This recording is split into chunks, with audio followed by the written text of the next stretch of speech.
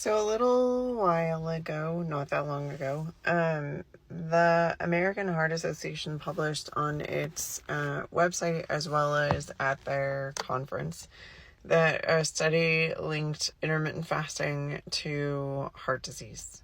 And I went over already what the limitations of the study were, and now they've even said there are some problems with the study.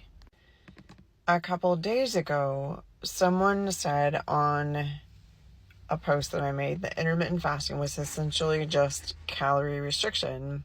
And I did a response where I said it doesn't actually have to be calorie restriction.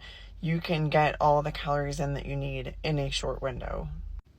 What I'm also going to argue, though, is that most Americans are highly overfed and severely undernourished. What this means is that while they might be taking in somewhere between 2,000 and 2,200 calories a day, the calories that they're taking in don't have a lot of value. So when we talk about calories that have a value, we're talking about our good, lean protein, our clean carbohydrates from fruits and vegetables, mainly vegetables, and our good, healthy fats from things like avocado, nuts, and seeds. A study that took place they called the calorie study, over the period of 2 years between 2007 and 2010, participants were asked to restrict their calorie intake by 25%. In the study, they only averaged restricting their calories by about 12%, but the focus was on keeping the right amount of protein in the diet.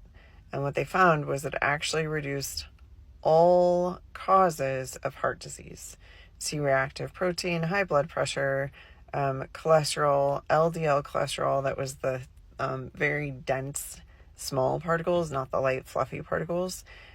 Blood pressure, resting heart rate, all went down in that study. Alex would like to say hello. Hi. We just picked him up from water polo practice. Yeah.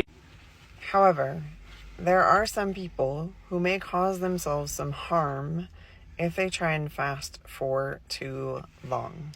And those people are people who are not metabolically stable. They aren't focusing on protein. They aren't getting enough sleep. They aren't exercising on a daily basis. They aren't doing any resistance training. So you have to do more than just walk.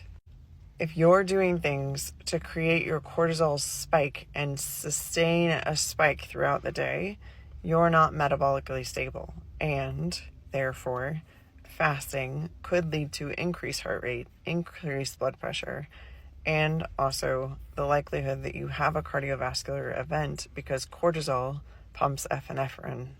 Epinephrine is what they give you to speed up your heart. Hopefully, this provides a little bit more clarity about the study and why they believe that fasting may be linked to some increased heart disease.